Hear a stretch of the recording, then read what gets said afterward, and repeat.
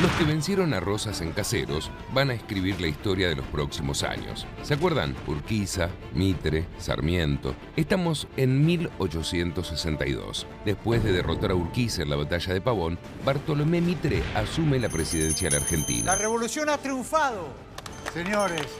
Bartolomé Mitre.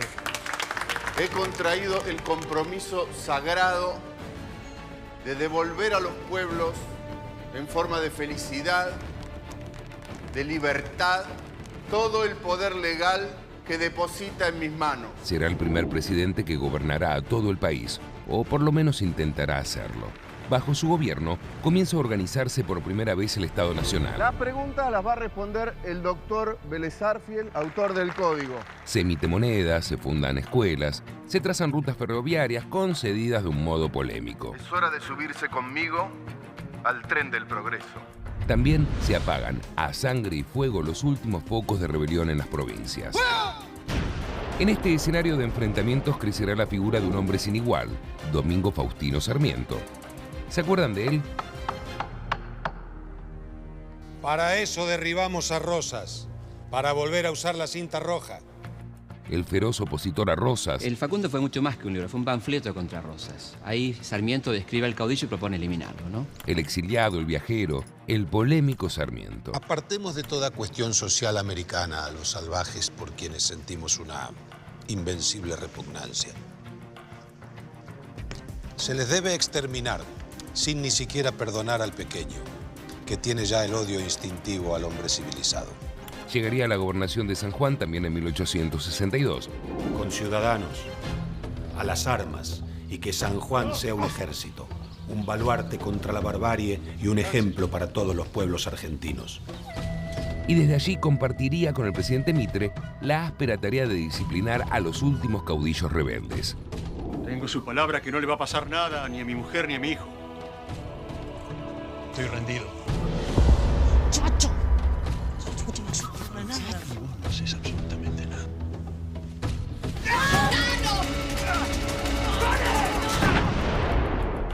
Mitre y Sarmiento, aliados contra Rosas, se disputarán durante décadas el poder.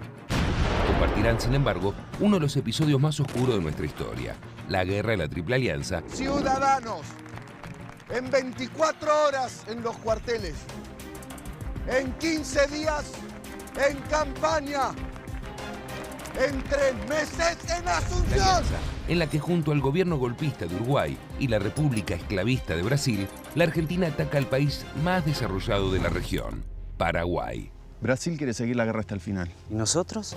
¿Qué queremos nosotros? Nosotros firmamos un acuerdo. Eso vale más que cualquier estrategia. Sería una guerra fratricida y monstruosa llevada a cabo en nombre de cierta forma de progreso a la que Mitre y Sarmiento insistían en llamar civilización. Si queremos salvar nuestras libertades y nuestro porvenir, tenemos el deber de ayudar a salvar el Paraguay. Tenemos que obligar a sus mandatarios a entrar en la senda de la civilización. López! Entregue-se! Eu quero la vida! No se resista! O querem vivo! ¡Muero con mi patria! Fue la lucha, tu vida y tu elemento, la fatiga, tu descanso y calma. Civilización y barbarie. Ambas parecen convivir en la historia argentina, a veces incluso en una misma persona. Sarmiento, ese hombre urgente con aspecto de estatua y capaz de desatar un incendio en cada palabra, será las dos cosas a la vez, luchador de manos sangrientas y escritor genial. Porque Facundo no miraba nunca de frente. Y por hábito, por arte, por deseo de hacerse siempre temible, tenía de ordinario la cabeza inclinada y miraba por entre las cejas. Capaz de matar con la palabra y con las balas, pero también de pensar un país, darle vueltas con la imaginación, convertirlo en un enigma febril que pueda resolverse en un libro, en una carta. Sarmiento sabe, después de todo, que educar es lo único que puede salvar a un pueblo, salvarlo incluso de gente como él. No sé lo que pensarán de la ejecución del Chacho. Sin cortarle la cabeza a aquel inveterado pícaro y ponerla a la expectación, las chusmas no se habrían aquietado en 6 meses. Honor y gratitud al gran Sarmiento. Está en sus manos terminar con la barbarie del bandido Peñalosa. Sin duda, este himno no dice casi nada de quién fue Sarmiento, de sus contradicciones. El hombre que luchó por una educación popular y al mismo tiempo decía que no había que ahorrar sangre de gaucho. Es que las personas complejas y contradictorias no suelen entrar cómodamente en las estrofas de una canción, y mucho menos de una canción patria.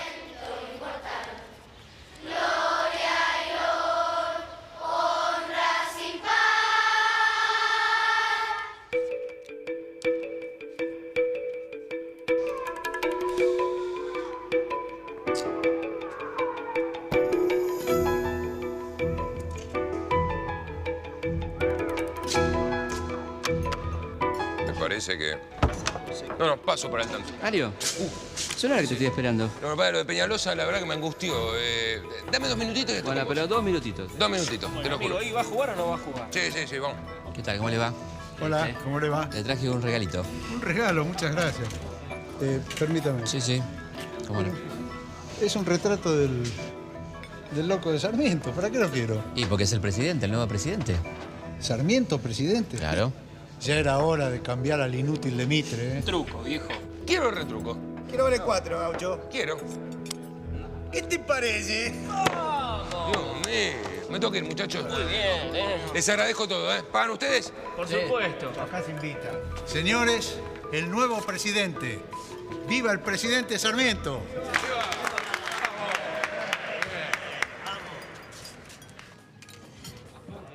Todos los recursos de la nación deben ser distribuidos y utilizados por leyes previsoras y equitativas. Sí, señor. Para evitar que mientras los elementos de civilización se acumulan en las costas, lo restante del país sea entregado a la barbarie. Una mayoría dotada con la libertad de ser ignorante y miserable no constituye un privilegio envidiable para la minoría educada de una nación que se enorgullece llamándose republicana y democrática. ¡Viva Sarmiento! Sarmiento, presidente. ¿Y cómo pasó eso, Felipe?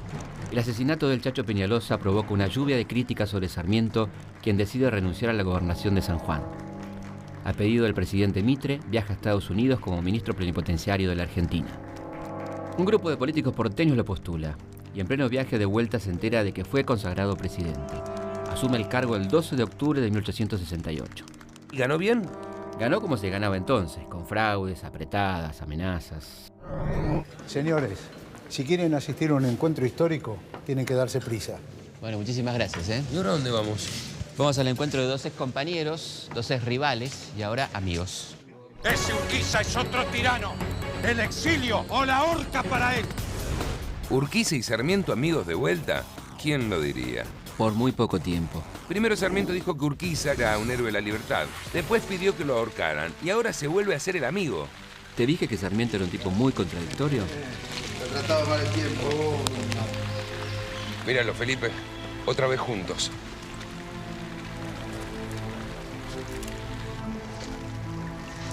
La victoria de Sarmiento en las elecciones presidenciales frente al candidato de la fracción mitrista provoca reacciones en su contra. Por ejemplo, cuando asume, unos 3.000 mitristas se juntan para abucharlo.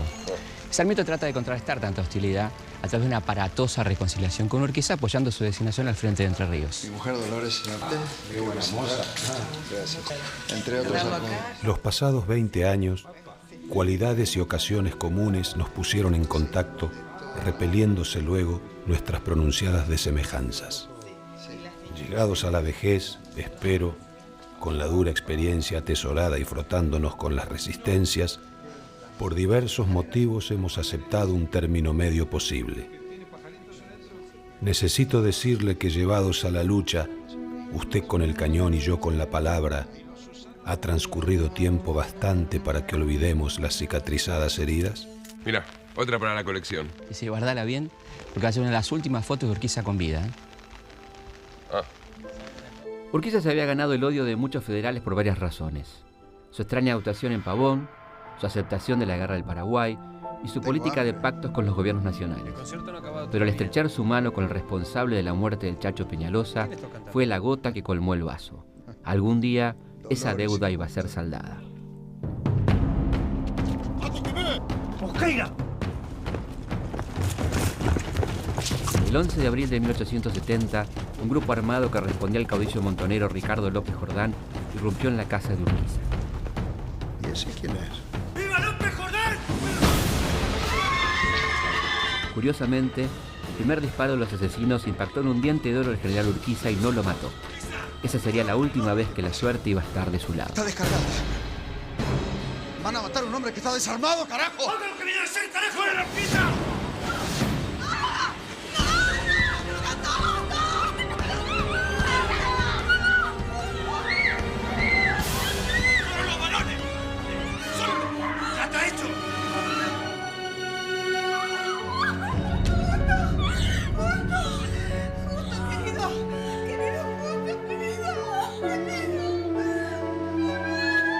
A la misma hora en que Urquiza caía muerto en San José, sus dos hijos mayores, Gualdino y Justo Carmelo, eran asesinados en Concordia.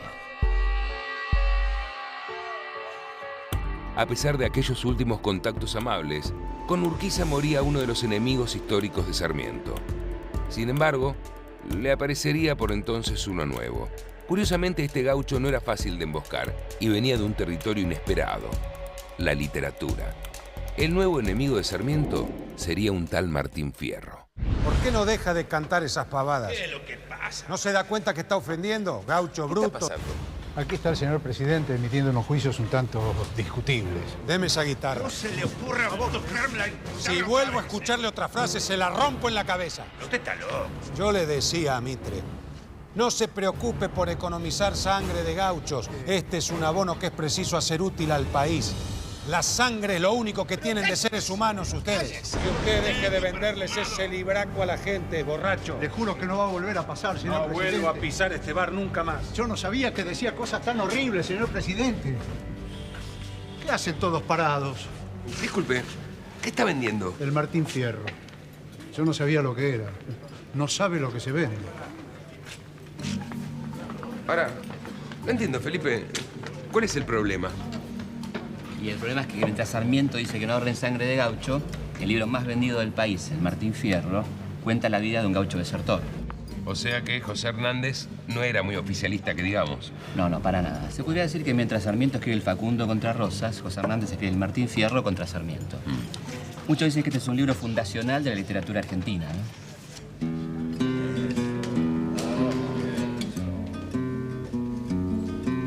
Él anda siempre huyendo. Siempre pobre y perseguido. No tiene cueva ni nido, como si fuera maldito. Porque el ser gaucho, carajo, el ser gaucho es un delito.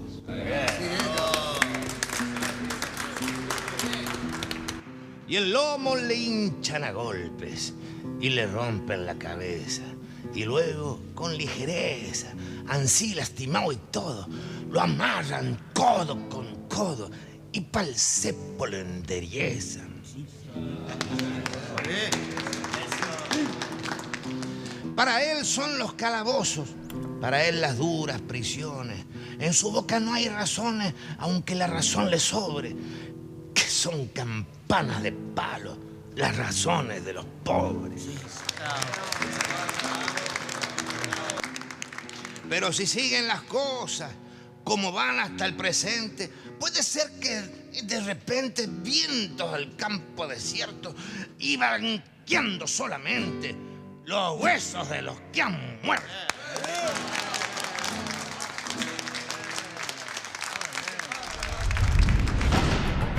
Hacia fines del siglo XIX, comienza a desvanecerse la figura del gaucho. Con la consolidación del Estado Nacional, Buenos Aires disciplina a los últimos caudillos: el Chacho Peñalosa, Felipe Varela, y el gaucho es mandado a la frontera o a la cárcel.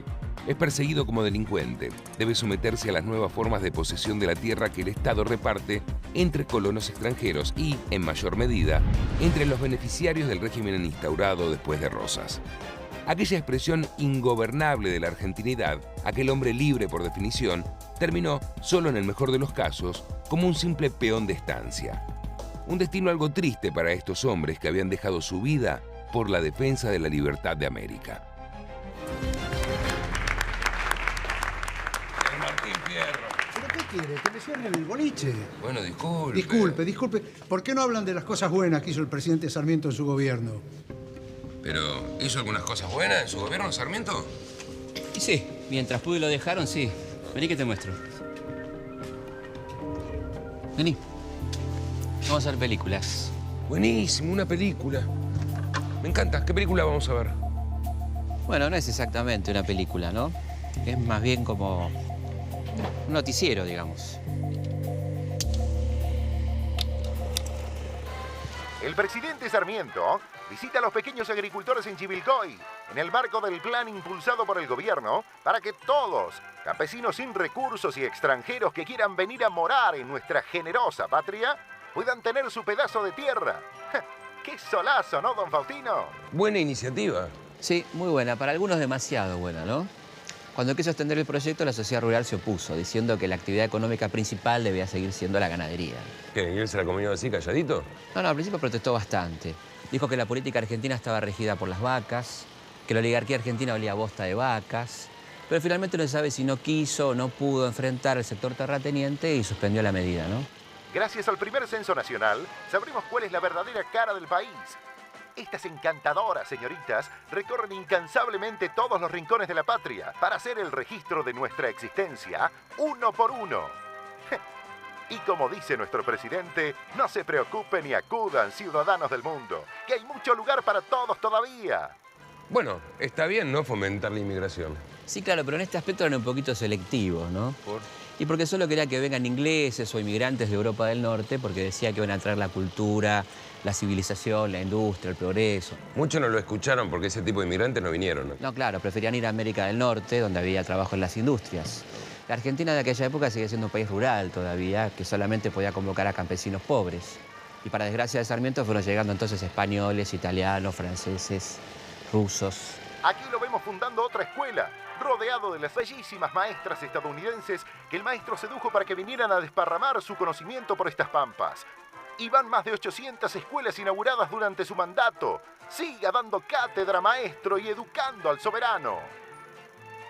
Habiendo tendido ya 5.000 kilómetros de cable telegráfico, el presidente Sarmiento se dio el gustazo de inaugurar la primera línea telegráfica que, atravesando el océano, comunica al país con el continente europeo. Mande saludos de nuestra parte, don Domingo. Bueno, un poquito oficialista el noticiero. Sí, un poquito bastante, ¿no? Pero por suerte la prensa de la época era un poco más variada. En 1877 llegaron a circular en la Argentina casi 150 periódicos, es decir, un diario distinto cada 15.000 habitantes. En 1867, Ovidio Lagos fundó La Capital, de Rosario, el diario vespertino más antiguo del país. Cada tarde, cuando salía, se anunciaba con un disparo de cañón. 2 años más tarde, en Buenos Aires, apareció La Prensa, dirigido por José Cepaz. Fue la voz de los sectores conservadores y de la economía liberal. 1 año más tarde, el expresidente Mitre fundó La Nación, que miraba al país de los terratenientes agroganaderos. Mientras los políticos de turno y las personalidades más estiradas se preocupaban cada vez más, había nacido otra forma de comunicación, la sátira política, un oficio de riesgo, el humor contra el poder. El Mosquito tenía una sección que se llamaba Picotones. Sus caricaturas hacían volar cabezas y pelucas. Los Grandes Pigmeos fue la primera publicación en colores. La Cotorra fue la primera en América del Sur en incluir avisos. El Arlequín se animó a lo desconocido, historietas. Y el Petróleo, que anunciaba una forma de hacer periodismo. Echará chispas contra los que no anden derechos y alabará sin rodeos a los que no caminen torcidos. Quedó claro, ¿no? Si mis cálculos no fallan, la guerra con el Paraguay termina justo en la presidencia de Sarmiento. Claro, así es. Y Sarmiento la llevó hasta las últimas consecuencias. Hasta dejó su sangre en ella, ¿eh? No me digas que fue a pelear. No, él no, su sangre. ¿Cómo les va? ¿Cómo le va? ¿Qué tal? Dos canitas quemadas. Ah, buenísimo. Muchas gracias, Se lo cargo a su cuenta. Sí, como siempre. Una de las cosas que más me llama la atención es como un tipo como Sarmiento, que tenía esas actitudes, esa forma de expresarse tan extremas, ¿no? Nunca haya sufrido ningún tipo de ataque. Es que sí lo sufrió. Ah, nunca he escuchado nada de eso. No te preocupes que él tampoco escuchó nada. No hay peor sordo que el que no quiere oír, Felipe. En agosto de 1873, Sarmiento se dirige a la casa de Vélez Arfiel, en la que ahora es la esquina de Corrientes y Maipú. Lo esperan los hermanos Guerri, anarquistas italianos con el objetivo de asesinarlo. ¿Qué hora es? Ya tendría que haber pasado.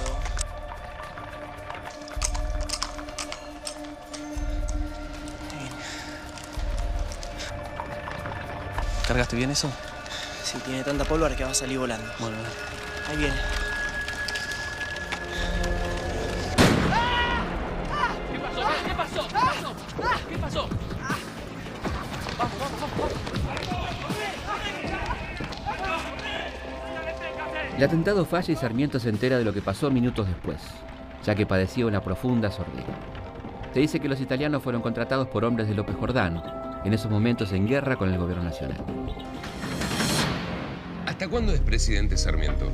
Bueno, Sarmiento deja la presidencia en el 74, en octubre del 74, y a los pocos meses va a asumir como director general de escuelas de la provincia de Buenos Aires. Buenos días, señor inspector.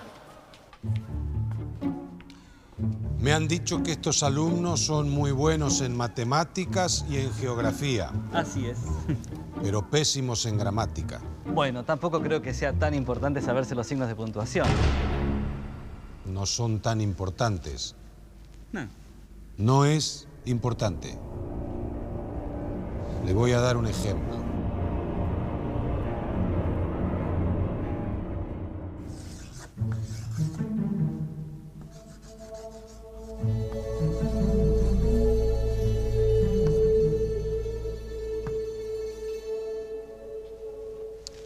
El maestro dice, el inspector es un ignorante. Señores. No, yo nunca diría eso de usted, señor Sarmiento.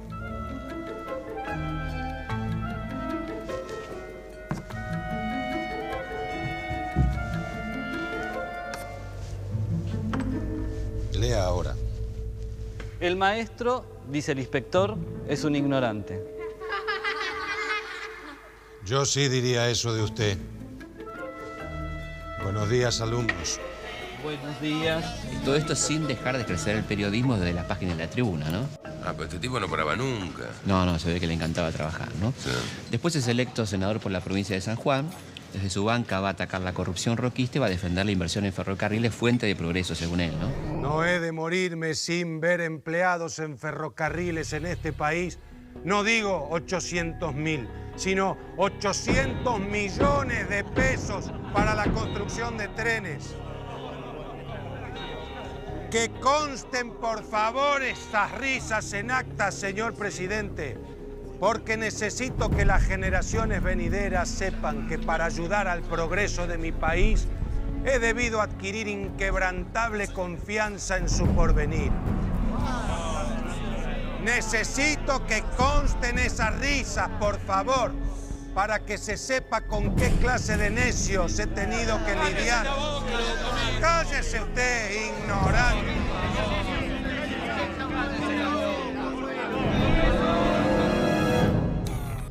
Qué raro. Acá, en el álbum, está la figurita 1420. Este álbum no lo vamos a terminar nunca. No, Mario, 1420 es una ley de educación, un legado fundamental de Sarmiento, ¿no? La ley establece la educación primaria, pública, gratuita y laica. De todas formas, le costó muchísimo convencer a los poderosos de que les convenía la educación popular. Y viendo cómo estamos hoy, pareciera que nunca logró convencerlos del todo.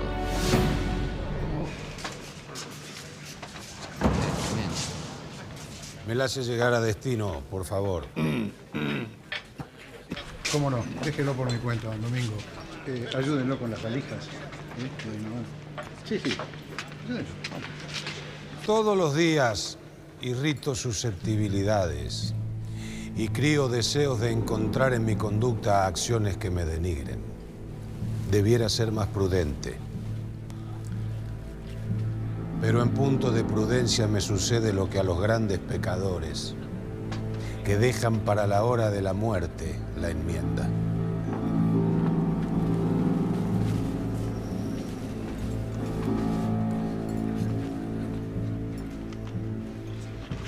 ¿A dónde va? A los 77 años Sarmiento se va al Paraguay. Algunos dicen que por motivos de salud y otros porque allí murió su hijo, ¿no? Dominguito. ¿Y la carta que entrega? ¿A quién se la manda? A su amada, Aurelia Vélez. Le escribo, mi amada Aurelia, para que venga al Paraguay. Venga. Que no sabe la bella durmiente lo que se pierde de su príncipe encantado. No se pare, Domingo. Venga y juntemos nuestros desencantos para ver sonreír la vida. Aurelia Vélez, hija de Vélez Sarsfield, amante de Sarmiento en sus últimos años, viaja al Paraguay y lo acompaña durante algunos meses. Sarmiento muere el 11 de septiembre de 1888. De acuerdo a su voluntad, el cuerpo de Sarmiento fue cubierto con las banderas de Argentina, Chile, Uruguay y Paraguay y trasladado a Buenos Aires. Bueno, Felipe, conseguimos la última figurita. Ya está. ¿Vamos, Mario? Sí, vamos. Felipe, ¿qué hago con el álbum? Déjalo ahí, a alguien le va a servir. Hay 1.571 establecimientos educativos públicos en la ciudad de Buenos Aires. ¿Cuántos llevan el nombre del general San Martín? Solamente 12. Pero sumemos a su familia. Una escuela para su papá Juan, una para su mamá Gregoria, 3 para su esposa Remedios, 2 para su suegra Tomasa, una para su cuñada Nieves y un jardín de infantes para su hija Merceditas. Total, 21 colegios que se acuerdan de San Martín y su familia. Solo 5 colegios se llaman Sarmiento. Hay 2 más dedicados a su madre, doña Paula, y otros 2 a su hijo Dominguito. Total, nada más que 9 para la familia Sarmiento. Manuel Belgrano tiene 9 escuelas con su nombre. Hay 3 para Moreno y 1 sola para Castelli. Pero hay 2 para Mariquita Sánchez de Thompson, la mujer del piano. Urquiza tiene 2. Güemes, 4. Rosas, ninguna. ¿Y los presidentes? Este es el top 5 de los presidentes. Primero con 5 escuelas, Julio Argentino Roca. Segundo con 4, Rivadavia. Terceros con 3 escuelas, Mitre, Avellaneda e Hipólito Yrigoyen. En el puesto 4 con 2 escuelas, Ilía, Urquiza, Terqui, Pellegrini y Quintana. Y quintos con 1 sola, Perón, Frondizi, Roberto Ortiz, Uriburu, Marcelo Telealvear, Figueroa Alcorte y Roque Sáenz Peña. Y bueno, algo es algo. En Buenos Aires quedan cientos y cientos de escuelas sin nombre, que solo se identifican por siglas y números. ¿No es hora de ponerles nombre? Sería una buena oportunidad de aprender algo. Ah, mirá qué cambiado que está. Viste, de las mesas, las paredes. Es el paso del tiempo, ¿no? Sí, el cambio de estilo también, ¿no? Sí, mal no recuerdo, la última vez que nos vimos en este bar era el año 1888 y Sarmiento había pasado mejor vida. Sí, claro, pero sabes que la historia no va en una sola dirección, ¿no? Hay muchos hechos contemporáneos a Sarmiento de los que no hemos hablado todavía. Mozo, 2 cafés, por favor. ¿Pero qué café ni café? Vamos, dense prisa que está todo arreglado. Por acá. Vamos. Por acá. Por acá, por acá.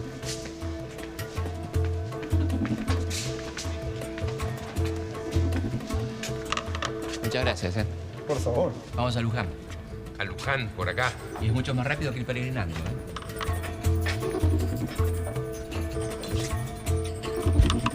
Sarmiento deja la presidencia en 1874 y en los comicios del 14 de abril los grandes líderes políticos porteños se disputan la sucesión de Don Domingo, Mitre y Alsina. 2 pesos pesados. 2 pesos pesados. ¿Y quién de los 2 ganó? Ninguno. Ninguno. Luján, Mario. El vencedor resultó ser Nicolás Avellaneda, el candidato del interior. Es ministro de Instrucción Pública de Sarmiento y amigo del sanjuanino. Toma la voz, dámela a mí. Y como siempre, Mario. Sarmiento apoya su candidatura y pacta con Alsina. Ahora, no veo en Mitre un buen perdedor. Bueno, pero intenta parecerlo, ¿eh? Vení. Estamos ante el entronizamiento de una oligarquía oficial compuesta de partidarios sin conciencia, que consideran el poder como una propiedad exclusiva de ellos. y que declaran lícitos todos los medios para conservarlo, aún a despecho de la voluntad popular. Amigos, compañeros de lucha, siempre pensé que la peor de las votaciones legales vale más que la mejor de las revoluciones.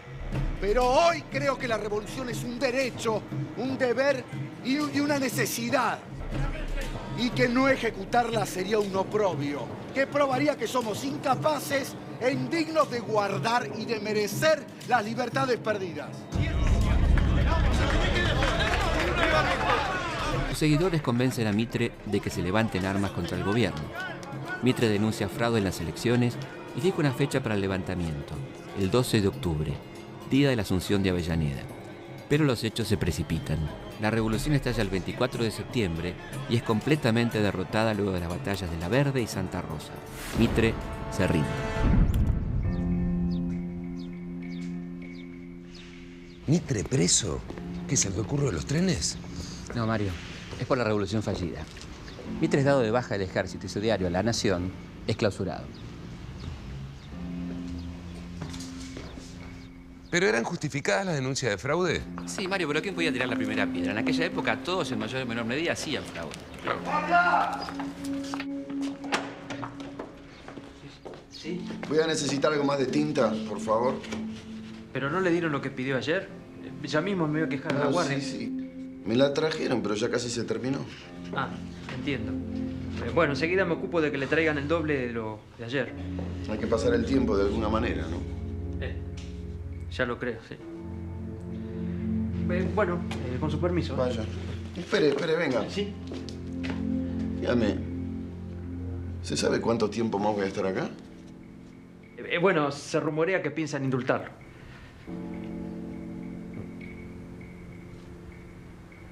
Vaya a buscar la tinta. Ah, sí, si usted me permite. Le dejo la ventanita abierta para que le entre más luz. Con permiso. Sí, claro. ¿Indulto? Avellaneda lo indulta. Pero Mitre va a estar 4 meses preso acá en el Cabildo de Luján. ¿Solo 4 meses? Sí, 4 meses. Pero lo importante es que en esos 4 meses escribe el prólogo de su historia de San Martín y la independencia sudamericana. Un buen libro. Un gran libro, documentado, exhaustivo. De alguna manera funda la investigación histórica en Argentina, con decirte que para escribirlo cruza los Andes. Esos son historiadores, Felipe. ¿Qué me estás queriendo decir? Era un chiste. Desmintiendo los siniestros presagios que la condenaban a la absorción por las razas inferiores que formaban parte de su masa social, la raza criolla, enérgica, elástica, asimilable y asimiladora, las ha refundido en sí, emancipándolas y dignificándolas, y cuando ha sido necesario, suprimiéndolas. Y así ha hecho prevalecer el dominio del tipo superior con el auxilio de todas las razas superiores del mundo, aclimatadas en su suelo hospitalario, y de ese modo el gobierno de la sociedad le pertenece exclusivamente. A ver si entiendo. La revolución de 1874 deja a Mitre momentáneamente fuera de la política. Claro, introduce a un joven militar victorioso que va a tener una gran importancia en la política argentina, ¿no? ¿Quién era? Julio Argentino Roca. Ah, qué miedito. ¿Y ahora? Qué hombre Avellaneda, ¿eh? Se nota que va a ser un gran gobierno. ¿Cómo fue el gobierno de Avellaneda? Y vino mal parido de entrada, ¿no? Sarmiento le deja una gran crisis económica y toma medidas extremas. Disminución de presupuesto, reducción de salarios, incluso despidos. Sí, suspensión de la conversión de moneda a oro, ¿no? De papel moneda a oro. Pero, ¿cómo sabes de la gestión de Avellaneda, Mario? No. Algo sé de las decisiones que toman los presidentes argentinos en tiempos de crisis, Felipe. Ah, bueno. Vení que te quiero mostrar algo.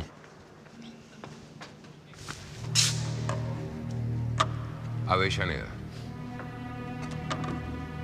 Para hacer frente a la crisis argentina, los tenedores de bonos argentinos deben, a la verdad, reposar tranquilos. Hay 2 millones de argentinos que economizarían hasta sobre su hambre y su sed para responder ante una situación suprema a los compromisos de nuestra fe pública en los mercados extranjeros.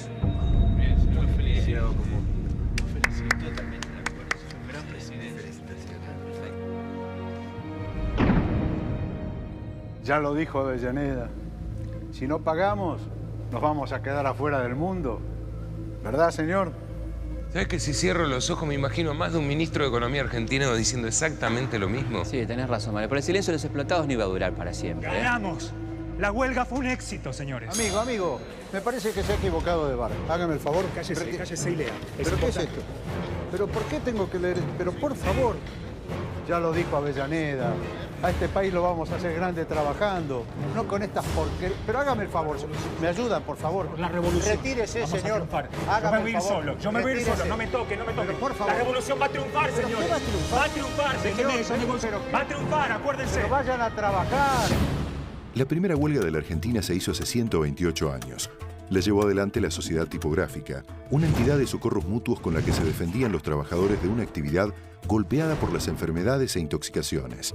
En 1877, aquella sociedad daría lugar a la Unión Gráfica, un gremio que agrupaba a casi 600 trabajadores, muchos de ellos extranjeros. Justamente, el francés Gautier y el español Álvarez lideraron la primera huelga el día que una imprenta decidió bajarles el sueldo a sus empleados. Fue el 2 de septiembre de 1878 y los diarios no pudieron salir a la calle. Tras un mes de lucha, se impusieron los trabajadores. ¿Qué consiguieron?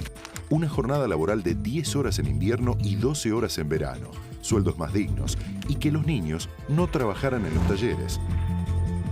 Bueno, por algo se empieza. Entonces, la primera huelga argentina la hace un español y un francés, pero nosotros no podemos hacer nada. ¿Cómo no? Si nosotros lo convocamos. Nosotros lo convocamos. Claro. ¿Qué oportunarlo, hombre? ¿Conoce usted al señor Avellaneda? Justo, acá con mi amigo Felipe estamos hablando del señor. Estamos hablando de eso. ¿Para qué lo quiere? Mire, que aquí dice que el señor Avellaneda invita a habitar a su país a toda persona menor de 60 años, sin antecedentes inmorales y que hubiera llegado en segunda o en tercera clase, como en otro caso, ¿no? Claro. Sin antecedentes inmorales. No saben la que se mete. Pobrecito, ¿no? Mira, amigo, yo le diría que encare para el nuevo hotel de inmigrantes en la calle de Corrientes al 8. ¿Ya había un hotel de inmigrantes? Claro, tuve que construirlo por la gran oleada migratoria, ¿no? Que ya hemos estado allí una semana y ahora tenemos que buscar otro lugar. Si conoce de algún trabajo, se lo voy a agradecer. ¿Y a mí qué me miro? Y ya escuchó, necesita trabajo el muchacho. ¿Sabe barrer? Claro, hombre. Bueno, empiezo hoy mismo. Pero usted solo, ¿eh? Venga por acá. Por la cama y la comida, ¿eh? Una propinilla. Hombre, ya empezamos con exigencias. Gobernar es poblar, el sueño de Alberdi y Sarmiento. Sí, pero con mucho más morochos que ruido de ojos celestes, ¿no? En 1876 se dicta la Ley de Inmigración y Colonización, que incluía agentes argentinos en Europa seduciendo inmigrantes que venían atraídos por promesas de tierras y de buenos sueldos, ¿no? La idea era hacer rendir al campo. Sí, en principio la ley fue buena, ¿no? Pero, siempre hay un pero en la historia argentina. la situación social y económica en Europa en la segunda mitad del siglo XIX genera un marcado éxodo de las clases obreras hacia América. La hambruna y las persecuciones políticas y religiosas obligan a cientos de familias a buscar nuevos horizontes. Desde Vigo, Bilbao, Marsella, Génova, Hamburgo, Nápoles y Estambul partían barcos con miles de personas hacinadas en su interior en las peores condiciones. En 1875, los barcos a vapor reemplazan a los buques de vela. Los europeos se fueron afincando en diferentes zonas de nuestro país y hacia 1879 la población se había incrementado en 85.000 personas. A los inmigrantes se les prometió tierras públicas, créditos para construir viviendas, facilidades para atraer a sus familias, pero esas promesas iban a quedar en la nada. ¿Y Avellaneda nos legó otro quilombito? Bueno, uno más grave, ¿no? Mucho más grave. La conquista del desierto. Pero eso lo vamos a hablar un ratito, ¿eh?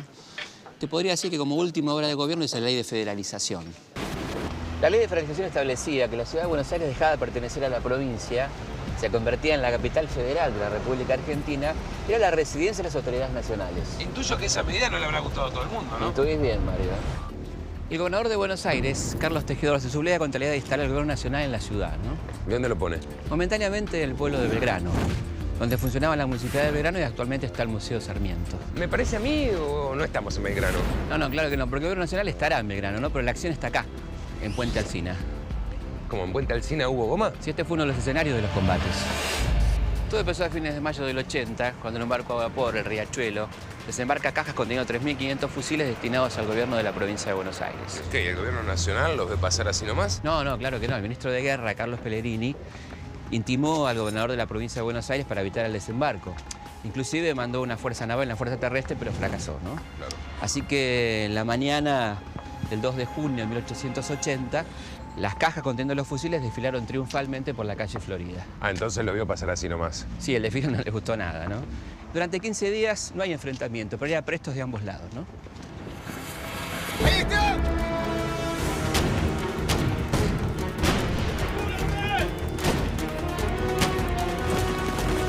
Entre el 20 y el 22 de junio de 1880 se producen sangrientos combates en Barracas, Parque Patricios, Flores y Puente Alsina.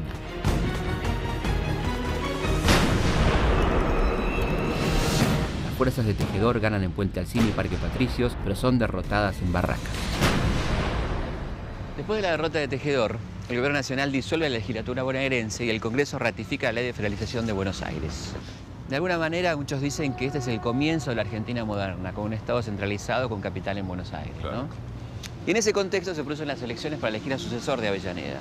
¿En medio de ese quilombo llaman a elecciones? ¿Y quién ganó? Y un militar, el jefe de las Fuerzas Leales, Avellaneda, el que algunos llaman el héroe de la campaña del desierto. Roca. Roca. Así que nos vamos a la Patagonia. Me parece que esta parte de la historia no me va a gustar. Y porque es una de las páginas más negras de la historia argentina, ¿no? ¿Vamos? Y sí, hay que contarlo, ¿no? Sí, hay que contarlo, Mario.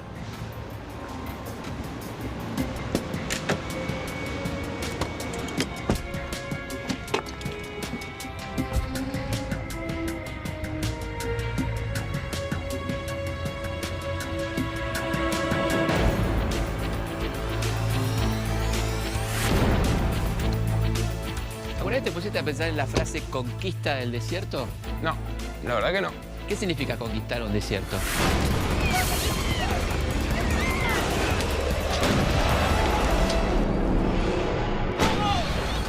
Hay que destruir el hormiguero. Hágame formar a la gente, Olivera. Claro, entonces se le hizo la noche a los indios que tenían todo el lugar. Y sí, claramente. Así que... Y así que 538 propietarios se hicieron dueños de 9 millones de hectáreas, ¿no? La cesión del valor de la tierra es una imposición del patriotismo. Y ella no importa sacrificio alguno para la provincia. Meli Huichimapu, Muley, Lampian, Buenu, Lampian, Pulli, ya, ya, ya, ya, ya, ya, ya, ¿No había aunque sea un tipo decente que se opusiera al gobierno de Juárez Selma? Sí, muchos. Entre ellos uno que llamaba Leandro N. Alem. Siguiendo esta escuela, es hombre honrado aquel que no hace dilapidaciones, aquel que no saca del bolsillo. Y permítaseme esta frase vulgar, señor presidente, un reloj que no le pertenece. Falseado el voto público y cerrado por el fraude en los comicios electorales. El pueblo está excluido de la vida pública, expulsado del terreno de la Constitución. Solo le ha quedado el derecho de reunión. El plan de acción es así. Estamos acá. En 4 horas de marcha hacia el sur vamos a llegar a la ribera del Río Negro, frente a la isla de Choel Choel. Por lo que puedo asegurarles que mañana, 25 de mayo de 1879, vamos a poder comunicarle al presidente Avellaneda que el Día de la Patria también fue celebrado en territorio conquistado. Para que eso es peligroso, ¿eh? ¿Sí que es un arma de destrucción masiva? Y para la época algo así, ¿no?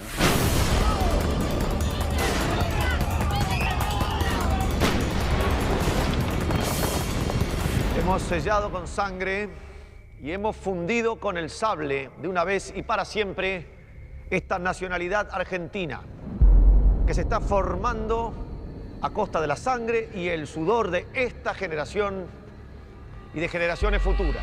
¿Y quién sucede a Roca? Miguel Juárez Selman, concuñado de Roca, es gobernador de Córdoba y ferviente partidario del liberalismo económico. No creo en el sufragio universal. Consultar al pueblo, siempre cerrar, señores. El pueblo tiene opiniones turbias. ¿Quiénes son estos sabios economistas? Muy sabios en la economía privada para enriquecerse ellos. Toda esta gente, ¿dónde metían todos estos prisioneros? Casi 14.000 personas. Pasen, por favor. Adelante. Bienvenidos todos. Bienvenidos a la Sociedad de Beneficencia.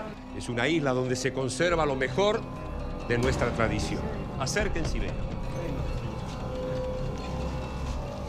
Quiero este.